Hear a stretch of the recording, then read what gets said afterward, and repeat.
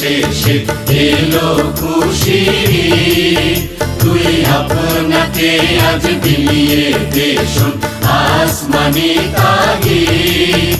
ওমন রমজানের ওই রোজার শেষে এলো খুশির ঈদ। তুই আপনাকে আজ বিলিয়ে দে শোন আসমানি তাগিদ।